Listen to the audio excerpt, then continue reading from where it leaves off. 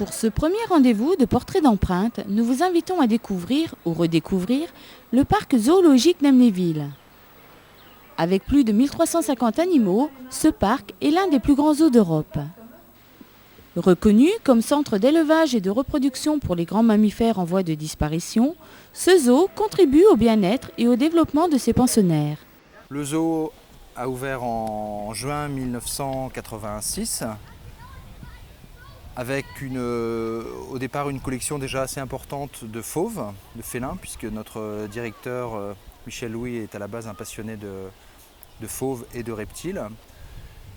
Et puis chaque année en fait le parc s'est agrandi avec Jean-Marc Vichard donc, qui est depuis aussi longtemps maintenant le directeur adjoint du parc. Chaque année ils ont souhaité apporter du nouveau et donner au public qui se déplace d'une manière régulière, ce qui est le cas pour un grand nombre des visiteurs qu'on a à Amnéville.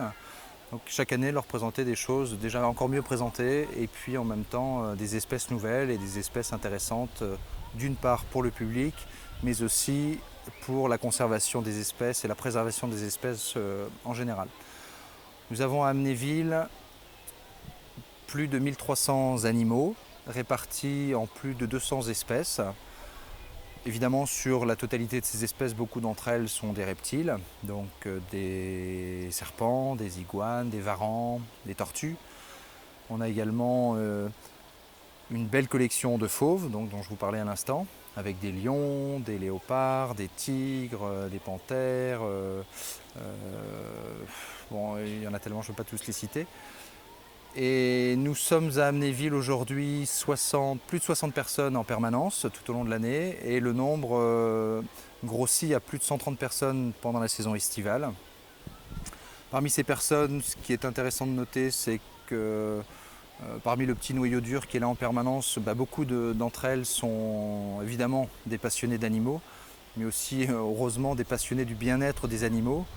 C'est-à-dire qu'aujourd'hui, le rôle des parcs zoologiques n'est plus ce qu'il était autrefois. On est passé des ménageries aux parcs zoologiques et aujourd'hui, on est encore en train de passer une étape en devenant des centres de conservation.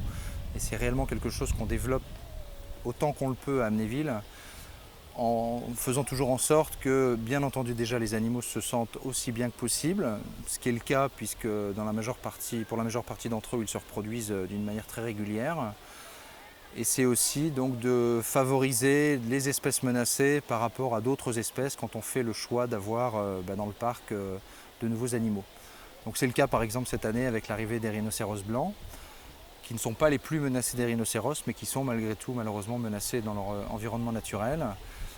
C'est le cas de la plupart des animaux qui viennent aujourd'hui et nous participons à plus de 30 programmes d'élevage, des programmes d'élevage qui ont pour objectif de voir le nombre des espèces menacées, le nombre des animaux de ces espèces se multiplier, devenir chaque année plus important et avec les autres zoos européens avec qui on est en rapport permanent, de s'échanger des animaux. Donc il faut bien rappeler qu'aujourd'hui plus aucun animal n'est retiré de son environnement naturel, ce sont tous des animaux qui sont nés en parc. Et quand on a des naissances et que l'animal ne peut pas rester pour des problèmes de consanguinité par exemple ou de mésentente avec d'autres individus de l'espèce, on fait partir simplement l'animal dans un parc qui lui aimerait avoir ce type d'espèce par exemple, ou pour venir renforcer un groupe. Et nous avons au sein de l'équipe donc une personne par exemple qui est chargée tout particulièrement de la partie éthologie, donc du comportement des animaux, qui s'appelle Delphine, et dont l'objectif est de veiller justement au bien-être de chacun des animaux qu'on a au zoo d'Amnéville. Et puis de réfléchir quand les animaux semblent aller moins bien, pourquoi ils ne vont pas bien, est-ce que ça vient des congénères, est-ce que ça vient de leur environnement, est-ce que ça vient d'un manque de jouets ou problème de nourriture, donc des questions auxquelles elle réfléchit avec Alexis Maillot, notre vétérinaire. Et puis il y a encore sinon Nicolas Leroux qui lui est le directeur zoologique et qui s'occupe des animaux avec évidemment la direction mais à un niveau plus global et aussi des échanges en particulier.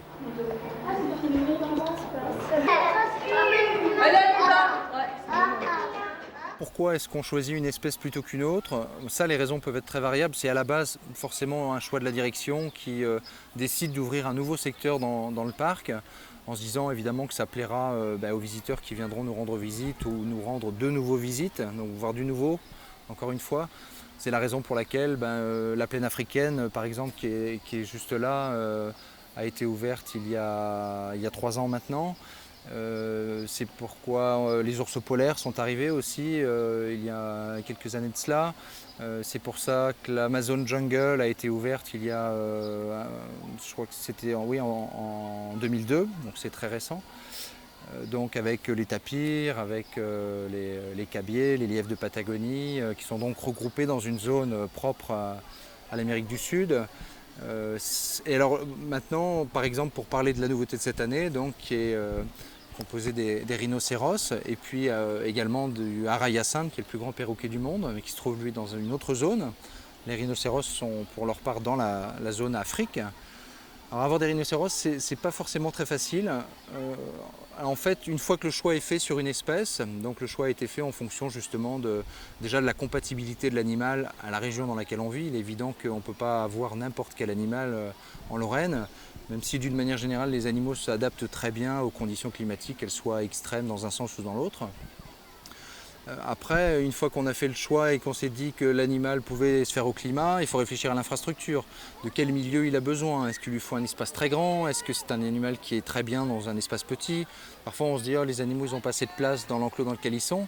Mais en fait, on réalise que finalement, quand on étudie bien leur comportement, ce sont des animaux qui peuvent vivre d'une manière tout à fait correcte dans un espace plus réduit. Donc une fois qu'on a réfléchi à tout ça, qu'il y a une compatibilité de l'espèce avec le milieu, avec les infrastructures qu'on va pouvoir développer pour elle ici, que son intérêt pour les questions de conservation est également retenu, eh bien, on lance en effet la recherche. Alors ça c'est fait par Nicolas Leroux, le directeur zoologique, par Michel Louis, notre directeur également, et par Alexis Maillot, notre vétérinaire. Passe beaucoup de temps et c'est là beaucoup de travail parce qu'il faut déjà trouver des parcs zoologiques qui disposent de l'espèce qu'on aimerait avoir chez nous. Il faut prendre contact avec eux, il faut ensuite remplir une quantité de papier complètement incroyable par rapport aux services vétérinaires, par rapport aux services du ministère de l'Environnement. Qui ont pour objectif d'autoriser le déplacement d'un animal d'un parc vers un autre, ce qui est d'autant plus délicat quand il s'agit d'une espèce qui est en voie de disparition, qui est donc classée en annexe. Alors, il y a les annexes 1, 2, 3 en fonction de leur niveau de dangerosité pour la disparition à l'état sauvage. Donc, plus l'animal est classé vers le 1, plus c'est difficile, plus ça prend du temps. Et puis après, il faut engager les procédures. Une fois que c'est accordé, il faut envoyer des gens sur place pour aller chercher l'animal. C'est un animal de petite taille. Vous imaginez bien que pour un rhinocéros, on ne peut pas mettre un rhinocéros dans le coffre d'une voiture, ce qu'on fait pour d'autres espèces beaucoup plus petites en taille. Donc dans le cas du rhinocéros, il faut avoir un transporteur, il faut avoir un grutier, il faut prendre son temps parce que l'animal ne va pas forcément décider de rentrer dans sa caisse tout de suite, donc ça peut retarder aussi le déplacement de l'animal. Donc une fois qu'il est dans sa caisse, il faut mettre la caisse sur le camion, que le camion vienne. En l'occurrence pour les 2 rhinocéros qu'on a chez nous, ils sont venus d'Angleterre, donc ça aussi ça a donc pris un petit peu de temps. Et c'est d'autant plus difficile si les animaux viennent de plus loin que l'Europe. Pour les 2 autres rhinocéros qui sont des femelles, devraient pour leur part venir d'Afrique du Sud, vont venir d'Afrique du Sud dans les semaines qui viennent. Et alors là, au niveau administratif, c'est un vrai chemin de croix et notre vétérinaire se fait des cheveux blancs justement avec tous ces soucis administratifs. Mais finalement, l'histoire finit toujours bien et les animaux arrivent ici. Et en fonction de toutes les études qu'on a fait en interne avant, eh bien, on réalise que finalement les environnements qu'on réserve aux animaux qu'on accueille sont généralement très bien adaptés et que les animaux se sentent très bien ici.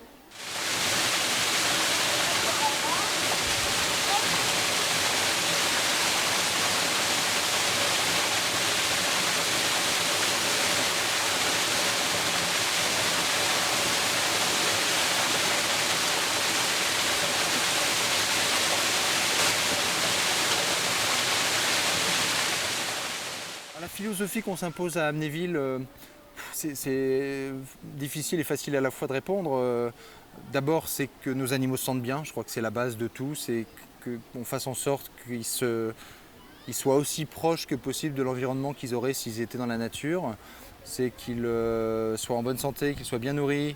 C'est également que l'ensemble du personnel se sente bien, parce qu'un personnel qui vit mal son travail n'aura pas forcément le contact qu'il faudrait avec les animaux.